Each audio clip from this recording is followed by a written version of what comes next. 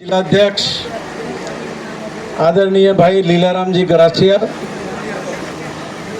पूर्व जिलाध्यक्ष गंगाबहन आनंद भाई जोशी, हमारी प्रभारी और जैसलमेर की पूर्व जिला प्रमुख अंजना जी मेघवाल, प्रदेश कांग्रेस से हमारे विधानसभा के समन्वयक एडवोकेट अश्विनी कुमार जी, हमारी लोकसभा प्रत्याशी संध्या चौधरी जी, पूर्व विधायक लालाराम जी गरासिया, हमारे ब्लॉक अध्यक्ष भाई कृष्णवीर सिंह जी रोहुआ, रतन जी माली,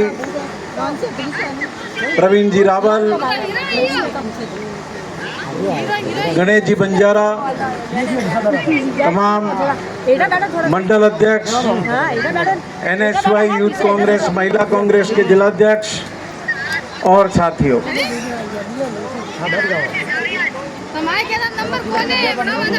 आपने देखा होगा कि भारत की संसद में 2 दिन वंदे मातरम पर चर्चा हुई। अपना अपराध बोध और स्वाधीनता आंदोलन में अपनी नाकारा भूमिका को छुपाने के लिए RSS और BJP के मुखौटे नरेंद्र मोदी ने भारत की संसद का सहारा लिया। कांग्रेस पार्टी स्वाधीनता आंदोलन के जमाने से अपने हर अधिवेशन में, हर मीटिंग में या तो वंदे मातरम से शुरुआत करती है और या जनगण मन के साथ शुरुआत करती है। समापन में हो या शुरुआत में हो, उसका गान अवश्य होता है।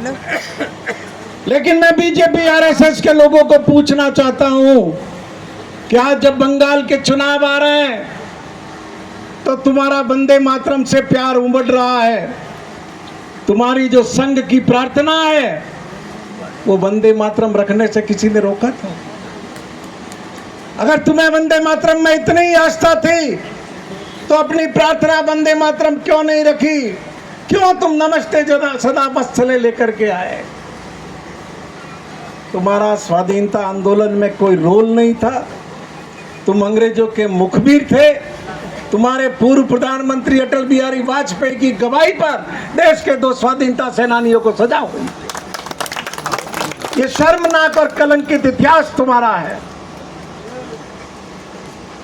इन 12 सालों के अंदर देश की जनता से तो तुमने वायदे किए, हवाई चप्पल पहन करके जो जा रहा है उसको हवाई जहाज में बिठाऊंगा। बिठा दिया। अपने दोस्त अडानी को फायदा पहुंचाने के लिए आज देश की हवाई व्यवस्था को चौपट कर दिया। कल राजस्थान दिवस पर प्रवासी राजस्थानी सम्मेलन हो रहा है। ये हवाई जहाजों की आपाधापी के अंदर हमारे सारे पारा प्रवासी भाइयों के कार्यक्रम निरस्त हुए। एक एक जगह जाने का टिकट 60,000, 70,000, 80,000। कोई बेंगलोर पहुंच गया तो सामान हवाई जहाज में उधर कलकत्ता में रह गया। ये नरेंद्र मोदी की सरकार है। सिरोही की वो ये प्रबल प्रतापी जनता है जिसके माध्यम से इस देश की जनता का भला हुआ था। आपको याद होगा इसी सिरोही की हवाई पट्टी पर सोनिया गांधी जी उतरी थी और सुबह 7 बजे करीब 15 से 20,000 लोगों ने हवाई पट्टी के बाहर सोनिया गांधी जी से मुलाकात की थी। 2002 का वो समय है। आप सबकी ओर से मैंने बात रखी थी कि हमारे लोगों को रोजगार के लिए बाहर जाना पड़ता है, अकाल पड़ता है। उन्होंने जिस गंभीरता से बात सुनी, 2004 में डॉक्टर मनमोहन सिंह की सरकार आई और 2006 में देशवासियों को रोजगार का नरेगा के माध्यम से अधिकार।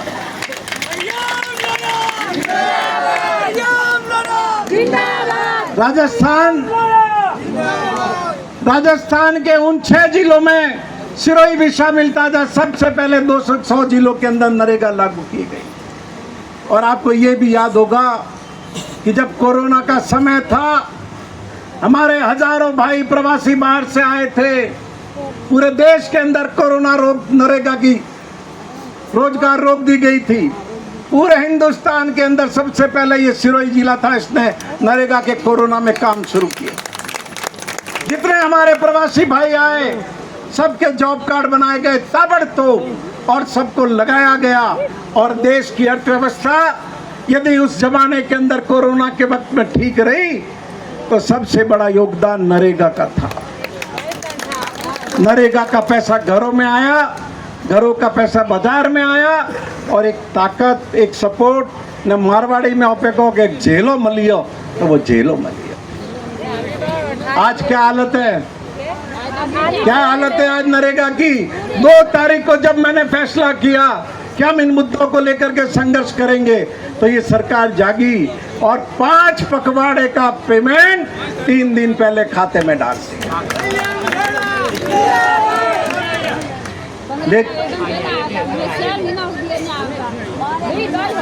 और नहीं आया मेट्रो नहीं आया कि वही नहीं आया लेबर क्या गया मेट के पैसे आज 12 महीने से भी ज्यादा समय हो गया, मेट का पैसा नहीं आ रहा है। और रोजगार मैं आपको आंकड़ों के साथ बता सकता हूँ। लाकाराम का गया मैं आंकड़ों के साथ आपको बता सकता हूँ कि इस दिसंबर महीने में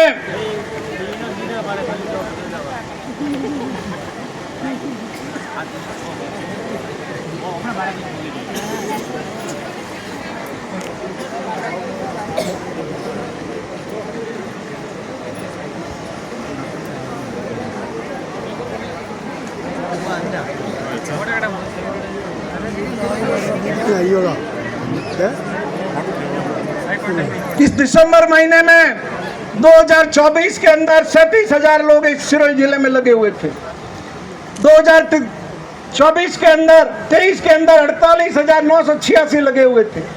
2022 के अंदर 49,955 लगे हुए थे इस दिसंबर के महीने में। मतलब सिरोही जिले के अंदर पिछले 3 साल में दिसंबर के महीने में 50,000 के आसपास आदमी नरेगा में काम कर रहे थे। और आज सिरोही जिले का फिगर है 9,700 समथिंग। ये आंकड़ा मेरा नहीं है, ये आंकड़ा इस सरकार का आंकड़ा, जिसका जवाब अब इस कलेक्टर को देना पड़ेगा।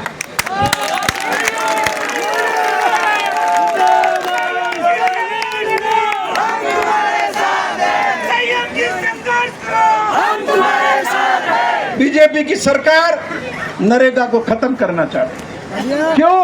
कि देश के आम आदमी की ताकत है, मजदूर की ताकत है, ये किसान की ताकत है। और इसीलिए भारत सरकार ने 35% तक बजट नरेगा के अंदर घटा दिया है।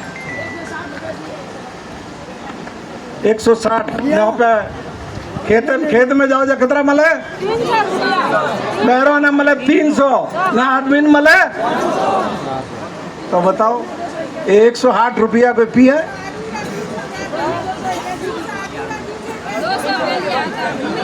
ए अधिकारी एक मेरा चाय बिस्कुट खाएगा वन में 160 रुपया पाऊंगा। तो मैं यही निवेदन आपको करना चाहता हूं कि गांव-गांव और ढाणी-ढाणी में आप सबको खड़ा होना पड़ेगा, लड़ाई के लिए तैयार रहना पड़ेगा। अगर आप नरेगा को बचाना चाहते हो, ये चाहते हो कि नरेगा का आपका अधिकार सुरक्षित रहे, तो आपको इस संघर्ष के अंदर आगे आना होगा। अब प्रधानमंत्री आवास, सरपंच भी बैठे हैं, बहुत से मंडल अध्यक्ष भी है। प्रधानमंत्री आवास की तीसरी किस्त आई, दूसरी किस्त आई, कितने महीने से नहीं आई है? 8 महीने हो गए। तो हर सोमवार को एक कलेक्टर क्या करती है, क्या करती है ये? और मैंने तो ये भी सुना है कि सप्ताह में या 15 दिन एक बार कई रात्रि चौपाल लेने आती है। तो क्या करते हैं उसमें ये प्रभारी मंत्री आता है, क्या करता है? ये जो 2 दिन अखबार में खबर दे देता है, मुंडारा से रवाना होंगे, या जाएंगे, वहां जाएंगे, घर जाएंगे। जब लोगों का इसका पैसा नहीं आ रहा है, उसका पैसा नहीं आ रहा है, रोजगार नहीं मिल रहा है, नवो में भाइयों काको लूबो वो बेटा लोकसभा में हवाई अड्डा की बात करे। अरे भैया तू अटे यूरिया रही पहला व्यवस्था कर, यूरिया लाभ यूरिया अरे यूरिया रे हारू लाइन लगा रही है ना, तू बेटा हवाई अड्डा हारू करे रही मैं क्या मुख किसान पुत्र।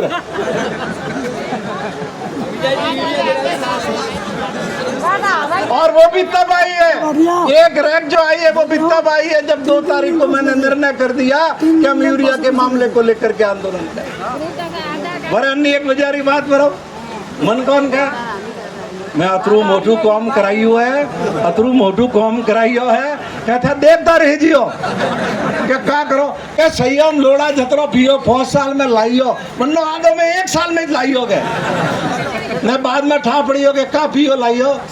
तो 3000 करोड़ रुपया री ग्रिड कॉर्पोरेशन ऑफ इंडिया री ट्रांसमिशन लाइन है रही है जिनमें 500 बीघा जमीन और रबारियों धक्का ठोकन कैलाश नगर में काड़ियान बनने दी थी बटे जीएसएस बनाइयो और जैसलमेर की लाइन आवे रही बटे चित्तौड़ जाए।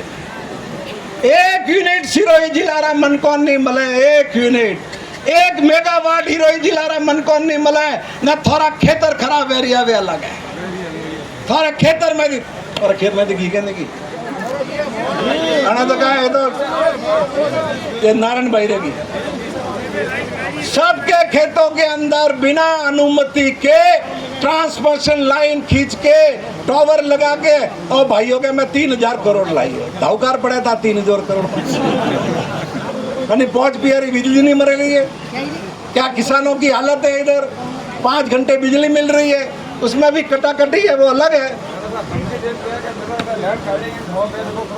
ये धमकी भी इसलिए है कि रात तुम्हारे साथ नहीं है, रात तुम्हारे साथ हो इनकी औकात है धमकी दे देगी।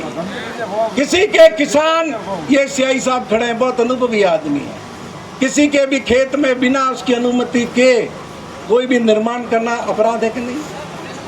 बीएनएस की तो पुरानी धारा 427 में अपराध आईपीसी की था, अब क्या हुआ मुझे नहीं मालूम।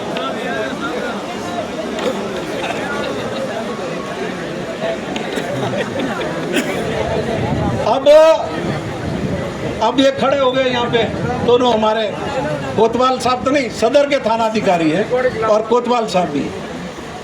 सिरोही जिले के अंदर 51 लड़कियां गायब है, पिछले 1.5 साल के अंदर उन लड़कियों को ट्रेस नहीं किया है और तुम्हारे सबके थानों की लिस्ट चाहिए तो लिस्ट मेरे पास पड़ी है।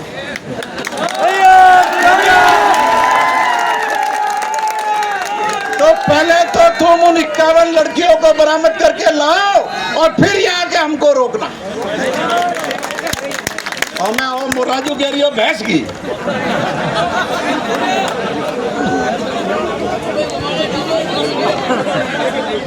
अरे वो तेरी भैंस है, सरकार के मंत्री की या उप मुख्यमंत्री की भैंस गई थी वो तो ये ले आए थे।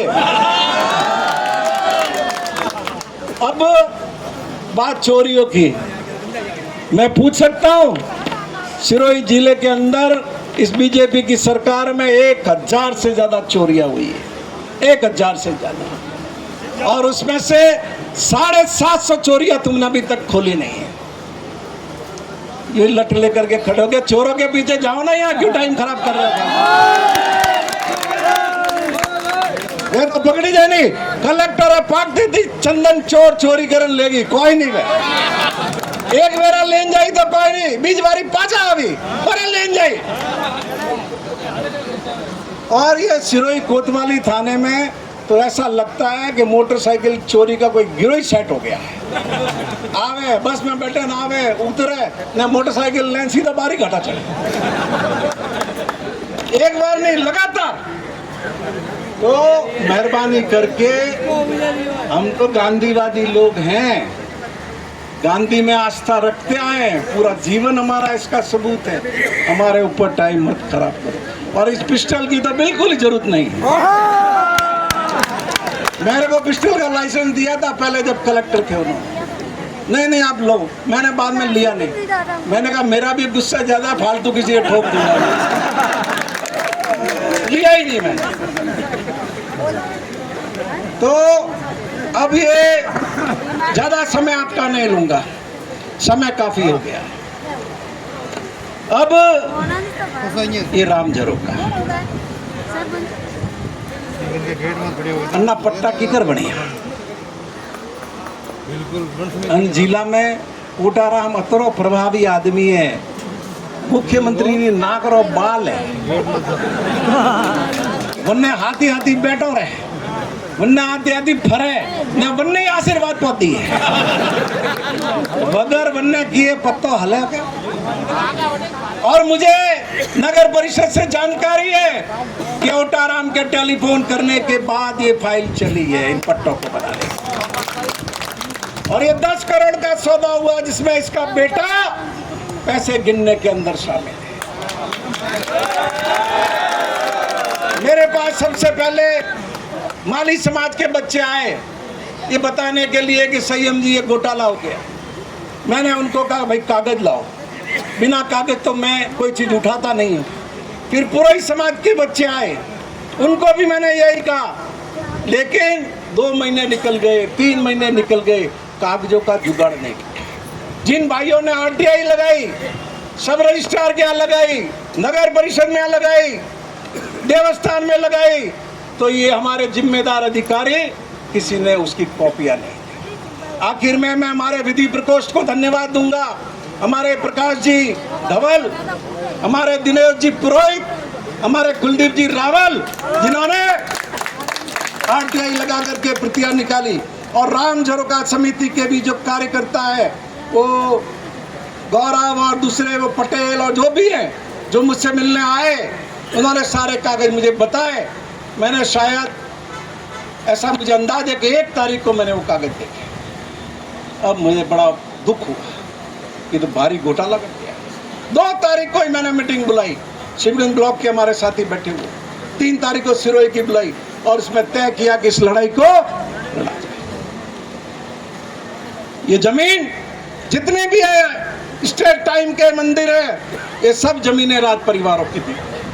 नाथद्वारा के अंदर भी जो श्रीनाथ जी विराजमान है, जब श्रीनाथ जी को वहां से लेकर के निकले, जो भी हमारे महामहंत है, आगरा गए, ग्वालियर गए, जोधपुर गए, उनको जगह नहीं मिली, भगवान को जगह नहीं मिली।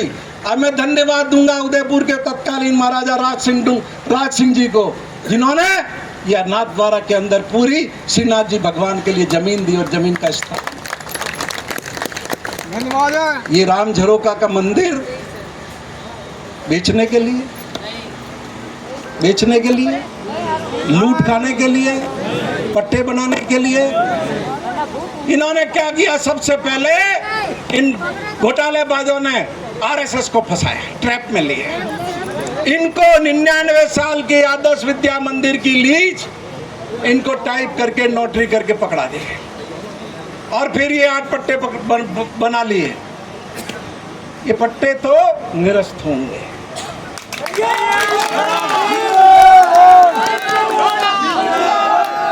इस धरती पर किसी का बाप इन पट्टों को निरस्त होने से नहीं रोक सकता। मैं आज ऐलान कर रहा हूं।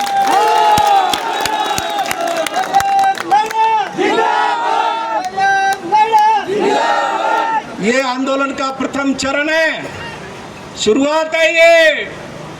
अगर अब भी ये नहीं बैठी है, बदललाल एंड कंपनी नहीं जागी, नहीं चाहती, तो ये कागज तो ऊपर तक जाएंगे ही। यहाँ भी आंदोलन और फैलेगा। वही सरजावाब गेट है, और वही हम हैं, और वही रात की सभा है।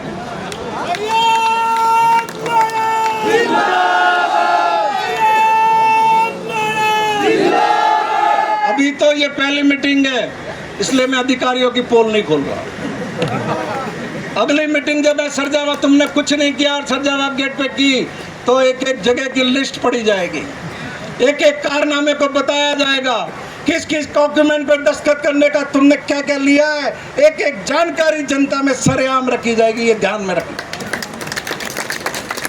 और ये जो लोग हिंदू धर्म के ठेकेदार बने हुए, 4 महीने हो गए, कहाँ छुपे हुए थे ये हैं? ये जो लठ लेकर के हैं? राम झरोका के लिए नहीं है क्या? सांप सूंघ गया तुम्हारे को, हिंदू धर्म के ठेकेदारों, हाँ? कोई नहीं बोला। भाई साहब लोग कहाँ गए? भाई साहब लोग एक छोटे से टुकड़े के अंदर तुमने राम झरोका की जमीन बिकवा दी।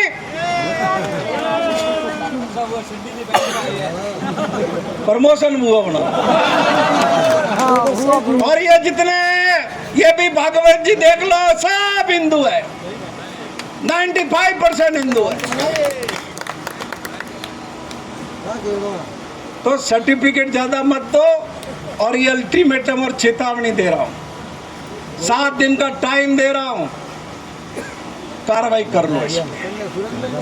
क्योंकि हम लोग सीधी चढ़ाई नहीं करते, अधिकारियों को भी पूरा मौका देते हैं, और सारा ज्ञापन तैयार है, तुम्हारे कुछ नहीं करना है। मैं खुद लॉ का स्टूडेंट, सुप्रीम कोर्ट के फैसले का वगैरह वगैरह सब मौजूद है, और राम झरोका एक कागज ऐसा नहीं है जो बाकी हो। ये सब एक एक कागज राम झरोका के इतिहास से लेकर आज तक का मौजूद है।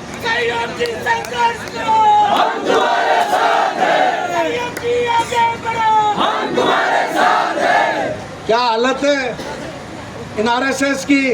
एक वो मास्टर सिंदरत में लगा हुआ था, सिंदरत वाला कोई है क्या? कौन है? क्या किया था उस मास्टर ने वहां पे? लड़की से छेड़छाड़ की थी लाइब्रेरी में, चुपके लाके सिरोही बिठा दिया, और यहाँ टिका रहा। और ये थाना पड़ता है इनका, घनश्याम सिंह जी का। आरएसएस के इतने दबाव में काम कर रहा है प्रशासन, हमारी बच्ची को छेड़ दिया। ये थाना क्या करता है, ये एसपी क्या करता है, कलेक्टर क्या करता है? चुपके आके सिरोही बैठ गया। पिछले 8-9 महीने से बैठा हुआ था। मुझे स्कूल से बताया किसी ने कि न तो यहाँ आता है वहाँ बैठा। मैंने कल डीओ को फोन किया, और नानावटी को, महेंद्र, क्या नाम है उसका, महेंद्र नानीवाल को। मैंने कहा क्या मचा रखा है ये, बढ़ा देना आज ही, नहीं तो कल खैर नहीं है। काले पाचर रहो। लेकिन आरएसएस के लोगों, ये तुम्हारे आदमी का क्या चरित्र है? भगवत सिंह का, उस मास्टर का जो सिरोही का रहने वाला और वह नौकरी करता है, और जिसने छेड़छाड़ की और ये आगे चुपके से बैठ गया। मना सीधे में वरना कूटता नहीं था। क्या गलत हो रही हो? तो ये इनका आचरण है। जाके लोगों को समझाओ, इन दुष्टों को घर में मत आने दो। ये घर में आने लायक नहीं है ये। और मैं इस सभा के माध्यम से विनती करूंगा यहाँ के जिला प्रशासन से, यहाँ की बाल कल्याण समिति से, कि पूरे प्रकरण की जांच करें, और जांच करके जो भी सच्चाई है वो लोगों के सामने लाएं। बातें करने को तो बहुत है, उसकी कोई सीमा नहीं है। लेकिन आज की इस सभा के माध्यम से मैं ये और विनती करता हूँ, अभी कुछ दिन पहले बीजेपी के जिला परिषद सदस्य और पूर्व सदस्यों ने आंदोलन किया, और 500,000 लोग यहाँ कलेक्ट्रेट पर लेकर के आए, और कलेक्ट्रेट के अंदर सभा की उन्होंने, और कलेक्टर पास में खड़ी रही उनके, और मंत्री आगे आगे खड़ा रहा। तो तुम्हारे लिए फर्क कैसा है? हम कोई पाकिस्तानी है? हम पाकिस्तानी है? मैं चेतावनी दे रहा हूं, कोई गलतफहमी में मत रहना। अगर ये उस गेट तक जाने नहीं दिया तो ये घोड़े और ये मैदान।